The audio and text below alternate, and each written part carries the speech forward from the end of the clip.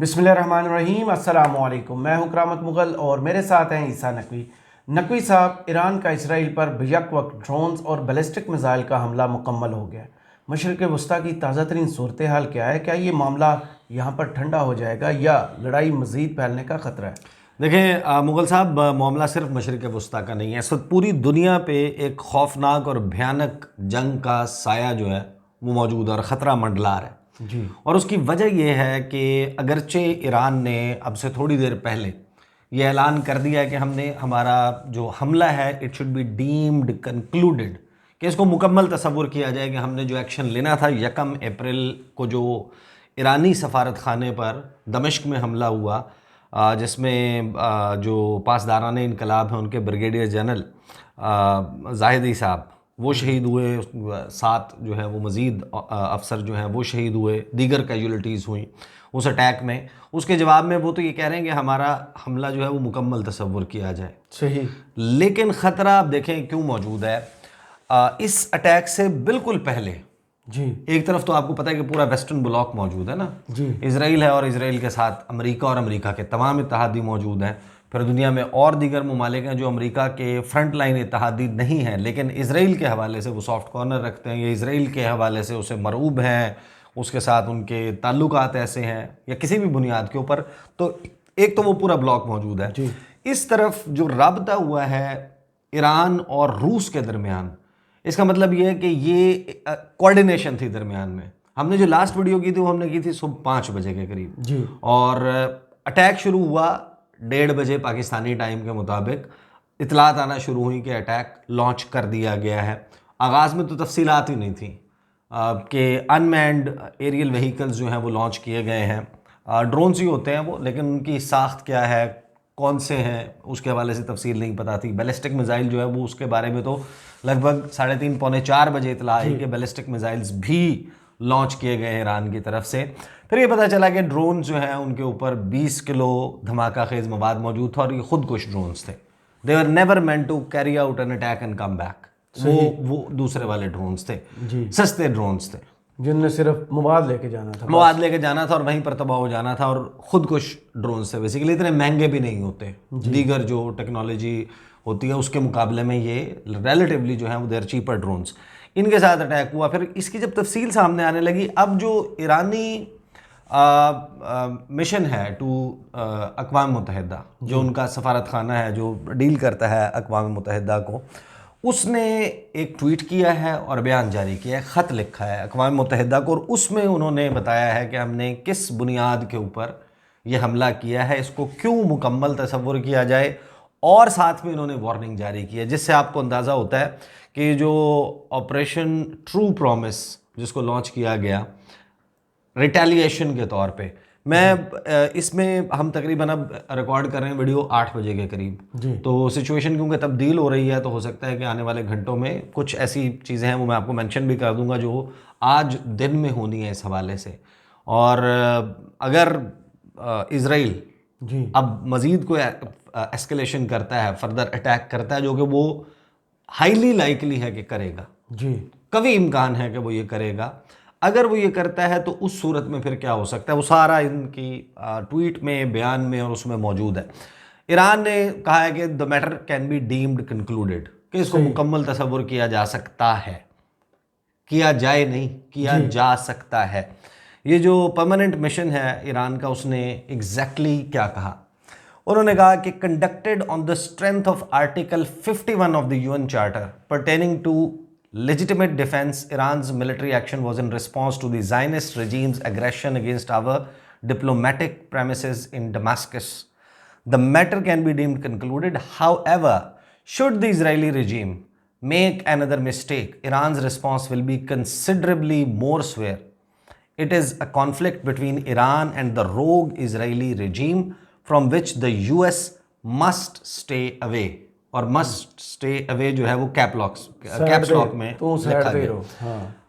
ये कहा क्या है उन्होंने कहा कि हमने ये जो हमला किया है ये सेल्फ डिफेंस में किया है, अपने दिफा का हक इस्तेमाल करते हुए अक़वाम मुत्तहिदा के चार्टर की जो आर्टिकल 51 है उसके तहत हमने ये हमला किया है।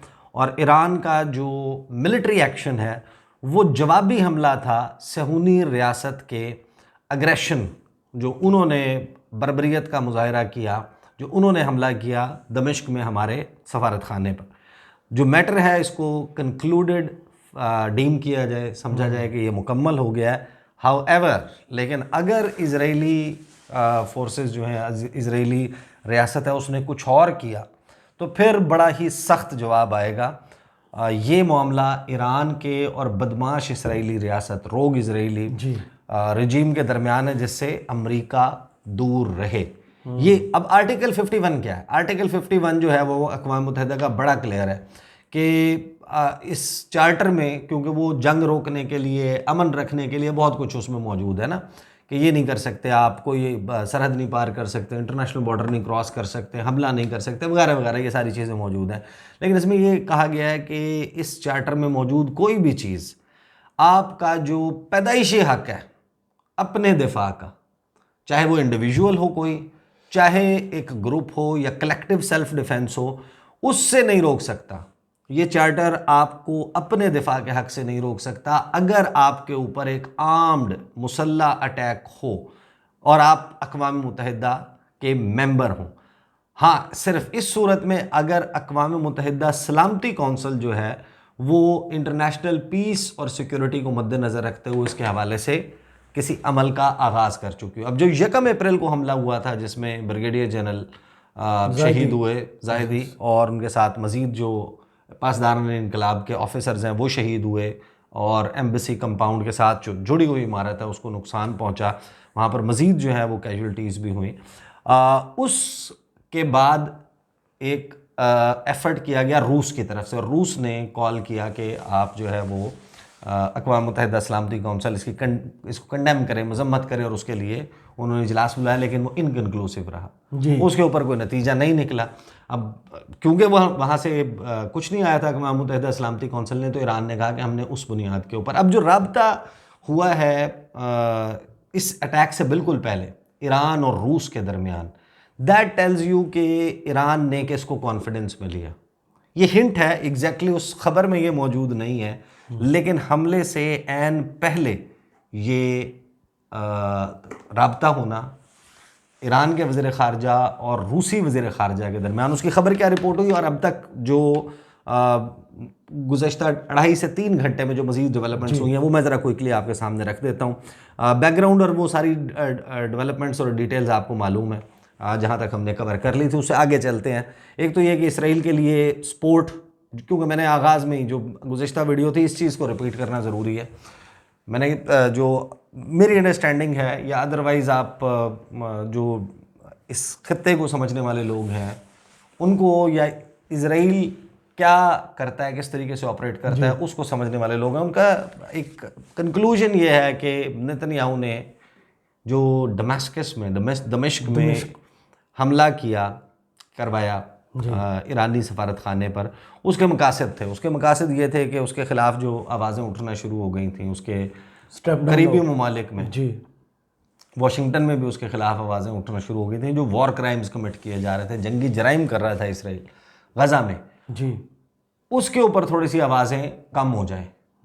एक नया फ्रंट जो है उसने जंग का खोल दिया ईरान के साथ, और क्योंकि ईरान का एक अलहदा से मामला है वेस्ट के साथ, तो फिर वो नेतन्याहू की सपोर्ट में खड़े हो जाएंगे। दूसरा ये था कि एक नया वॉर का फ्रंट खुलेगा, एक नया एवेन्यू खुलेगा, तो उससे एमरजेंसी जो है वो मज़ीद रहेगी, और अगर कोई तब्दीली होनी है इक़्तिदार की, आप वॉर लाइक सिचुएशन में या वॉर में, तो आप इलेक्शंस में नहीं जा सकते, तब्दीली नहीं हो सकती, तो वो तब्दीली से भी रुक जाएंगे। फिर जो प्रोटेस्ट इसराइल के अंदर शुरू हो गए थे उनको रोका जा सके, और क्योंकि ईरान का हमला फ़िज़ाई हमला होगा, तो जो उसको डिफेंस इक्विपमेंट चाहिए, जिसमें अब एक डिले आ रहा है अमेरिका की जानिब से, तो वो उसको ज़रा एक्सपेडाइट करवाया जा सके, ख़ास तौर पर जो F-35 तैयार हैं। तो ये करके उसने अटैक कर लिया। अब कुछ डेवलपमेंट्स जो इसके बाद हुई हैं कि एक तो पासदारान इनकलाब, उन्होंने, क्योंकि अमेरिका जो है वो मुकम्मल तौर पे इसराइल के साथ इस अटैक के फ़ौरन बाद खड़ा हो गया। जो बाइडन का जो है इसके ऊपर ट्वीट आया, वाइट हाउस का इस पर स्टेटमेंट आया, पेंटागन और सारे एक्टिवेट हुए हुए हैं। आपको पता है कि बरतानिया का बयान आया, कनाडा का, इन सब के बयान आए, जर्मनी का, फ्रांस का, इन सब के स्टेटमेंट्स, जो उनके करीबी इत्तेहादी हैं उनके स्टेटमेंट्स आ गए, और जो इनके एसेट्स हैं वो ऑलरेडी इन द एयर हैं, वो काम कर रहे हैं, उनका बहरी जंगी जहाज़ जो है वो मौजूद है, स्ट्रेट ऑफ हॉर्मुज़ में मौजूद है, और अमेरिका ने तो कहा है कि हम उसको डिफेंड करेंगे और डिफेंड सिर्फ नहीं करेंगे बल्कि they have the capacity, capability और इंटेंट कि वो खुद अटैक भी कर दें। सही, ये भी एक पॉसिबिलिटी मौजूद है।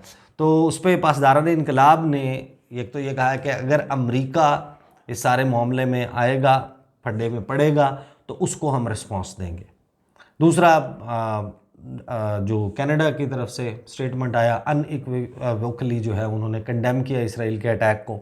फिर मज़ीद जो डेवलपमेंट्स इसमें हुई हैं, अक़वाम मुत्तहिदा की तरफ से इसकी जो है वो मज़म्मत आ गई सीरियस एस्केलेशन की, लेकिन उन्होंने सीरियस एस्केलेशन कहा है, ईरानी अटैक नहीं कहा। ज़ाहिर है कि एस्केलेशन जो है वो दो पार्टीज़ के दरमियान है, इसराइल के और ईरान के दरमियान है। माइनर डैमेज टू बेस, एक फ़िज़ाई जो उनका अड्डा है, हवाई अड्डा, मिलिट्री बेस, उसके ऊपर उन्होंने कहा है कि हमारे माइनर डैमेज हुआ है, थोड़ा सा नुकसान हुआ, ये इसराइल ने कहा है। फिर उसके बाद जो है वो कुछ कॉल्स आई हैं कि इस तमाम मामले को रोका जाए, डी एस्केलेट किया जाए। इजरायली पार्लियामेंट के ऊपर जो है वो कुछ वीडियोस पोस्ट हुई ट्विटर के ऊपर, और उनकी कन्फर्मेशन अल जज़ीरा ने की है कि जो प्रोजेक्टाइल्स हैं वो इसराइल की पार्लियामेंट के ऊपर इंटरसेप्ट किए गए हैं, जिसका मतलब यह है कि यहाँ तक अभी तक जो अटैक्स हो रहे थे, जो गज़ा से हुए थे, जो लबनान से हुए थे हिजबुल्लाह की तरफ से, उनका जो रीच है वो इतना आगे तक नहीं था जहाँ तक ये रीच जो है वो दिखाया जा रहा है। तो इसको कंफर्म भी किया है मीडिया ने। सऊदी अरब ने जो है वो ज़ब्त का मुजाहरा करने का कहा है। इसके अलावा जो है वो इसराइल के जो सफ़ीर हैं अक़वाम मुत्तहिदा के लिए, उन्होंने रिक्वेस्ट कर लिया है कि अक़वाम मुत्तहिदा सलामती कौंसिल का इजलास जो है वो बुलाया जाए फौरी तौर के ऊपर इस सारे मामले पर, और वो आज 3 बजे अक़वाम मुत्तहिदा सलामती कौंसिल का इजलास भी होने जा रहा है। इसके अलावा जो है वो जो मज़ीद डेवलपमेंट्स हुई हैं उसमें कुछ अहम है। फ्रांस का स्टेटमेंट है, उसके अलावा जो है वो मैं उस पर आता हूँ जो असल मामला है जो ईरान और रूस के दरमियान है। नेतन्याहू की गुफ्तगू हुई, टेलीफोनिक कन्वर्सेशन जो बाइडन के साथ, इसराइली डिफेंस मिनिस्टर और यूएस डिफेंस मिनिस्टर, उनके दरमियान टेलीफोनिक कन्वर्सेशन हुई। उसके अलावा जब कंक्लूड हो गया अटैक कंक्लूड करने का ऐलान किया ईरान ने, तो उसके बाद इसराइल में वो जो एक अलार्म और अलर्ट था, लोगों को बंकर्स में भेज दिया गया था, उनको कह दिया गया कि अब बंकर्स में जाने की ज़रूरत नहीं है। ईरान ने जो है वो जो ख़त लिखा है उसमें उन्होंने कहा है कि हम मज़ीद एस्केलेशन जो है वो मज़ीद इसमें इजाफ़ा नहीं चाहते, जैसा कि उनका इंटेंट उसमें नज़र आ गया था कि जो वहाँ पर मौजूद है, जो उनके ट्वीट में मौजूद था। अब आ जाएं आप उस ख़बर की तरफ, और रूस के जो ईरानी और रशियन एफएम्स हैं, फॉरेन मिनिस्टर्स हैं, उनके दरमियान ख़बर इरना ने भी रिपोर्ट की, प्रेस टीवी ने भी की, मज़ीद जो ईरानियन स्टेट मीडिया है उसने इसको रिपोर्ट किया कि Iranian Russian FMs discuss regional developments and this happened before the attack. जी, तो दैट टेल्स यू कि कोऑर्डिनेशन हुई है। लेकिन ख़बर क्या जारी की गई कि ईरानी फॉरेन मिनिस्टर हुसैन अमीर अब्दुल्लाहियान ने रूसी अपने जो हम मनसब हैं सरगई लावरोव, उनके साथ टेलीफोनिक गुफ्तगू की। अच्छा, ये भी नहीं इसमें क्लियर किया गया कि फ़ोन जो है वो ईरानी फॉरेन मिनिस्टर ने किया था या रशियन फॉरेन मिनिस्टर ने किया। किनो बिल पे हाँ, बिल किसे पड़ा। तो उन दोनों के दरमियान जो है वो टेलीफोनिक कन्वर्सेशन हुई, और तेहरान और मॉस्को ने इलाकाई सूरत हाल, रीजनल डेवलपमेंट्स और जो इसराइल का रीसेंट अटैक है ईरानी कॉन्सुलेट के ऊपर सीरिया में, उसको डिस्कस किया। The two top diplomats held there talks over the phone on Saturday. अब ईरानी जो वज़ीर ख़ारजा हैं उन्होंने रूस का शुक्रिया अदा किया कि आपने अक़वाम मुत्तहिदा सलामती कौंसिल की इमरजेंसी मीटिंग बुलाई 2 अप्रैल को ही, एक ही दिन के बाद जब ये अटैक हो गया था, और ईरानी डिप्लोमेटिक मिशन में जो कुछ हुआ उसके जवाब में रूस की तरफ से जो कुछ किया गया। फिर साथ ही इसमें दोनों ममालिक ने अमेरिका के ख़िलाफ़ जो है वो बड़ी सख्त उसमें ज़बान में गुफ्तगू की, lashed out at the US for what he described as adopting double standard policies as Washington prevented a Security Council। America ने वीटो कर दी थी ना, जी। तो उसके ऊपर फिर रशियन फॉरेन मिनिस्टर जो हैं उन्होंने कहा कि डिप्लोमेटिक मिशंस को टारगेट करना किसी भी सूरत काबिल कबूल नहीं है और हर मुल्क को इस इकदाम की मजम्मत करनी चाहिए। दिस टेल्स यू कि there is a coordination between Israel and Iran. सही। और जब ये सूरत हाल बन जाती है कि एक ब्लॉक, जो ब्लॉक पॉलिटिक्स आपको पता है कि ऑलरेडी चल रही है, तो उस सूरत में ये कह देना कि अभी ये सूरत हाल कंक्लूड हो गई है, तो कंक्लूड अभी नहीं हुई। लेट्स सी कि ये आज जो इजलास होता है अक़वाम मुत्तहिदा सलामती काउंसिल का, उसका आउटकम क्या आता है, ईरान के ख़िलाफ़ क्या कुछ कहा जाता है, उसको कोई वीटो करता है या नहीं करता। स्टेटमेंट देखिए, अगर ईरान के खिलाफ आ रहा हुआ तो रूस और अगर ईरान के दरमियान कोऑर्डिनेशन हो गया तो इसका मतलब ये है कि उसको वीटो कर देंगे। तो इसराइल को अगर नहीं मिलेगा अक़वाम मुत्तहिदा सलामती काउंसिल से वो जो डिमांड कर रहा है, तो उस सूरत में फिर वो कोई अटैक कर सकता है। ज़रूरी नहीं कि वो ईरानी टेरिटरी पे करे, अगरचे जो इनिशिएट हुआ है जवाबी हमला वो ईरानियन सॉइल से हुआ है। अब वो किसी प्रॉक्सी के ज़रिए नहीं हुआ, किसी रीजनल ग्रुप की तरफ से नहीं हुआ, इराक के किसी ग्रुप से नहीं हुआ, वो डायरेक्टली ईरान की तरफ से हुआ है। तो अगर तो वो वहाँ पर अटैक करते हैं, ईरान को डायरेक्टली टारगेट करते हैं, या फिर रीजन में किसी और ईरानियन कॉन्सुलेट के ऊपर, किसी और जगह के ऊपर हमला करते हैं, तो उस सूरत में मामला जो है वो यकीनन फैल सकता है। और इसमें बाकायदा एक पोटेंशियल मौजूद है कि एक रीजनल कम से कम जो वॉर है उसमें कन्वर्ट हो सकता है। और अगर ये होता है तो उस सूरत में ये एक बड़ी भयानक और ख़ौफनाक जंग होगी, क्योंकि इट हैज़ द पोटेंशियल कि ये तीसरी जंग अज़ीम में तब्दील हो जाए। सही। बहुत शुक्रिया ईसा नकवी आपके तजिए का। कमेंट्स बॉक्स में ज़रूर बताइएगा वीडियो आपको कैसी लगी। इजाज़त दीजिए। अल्लाह हाफ़िज़।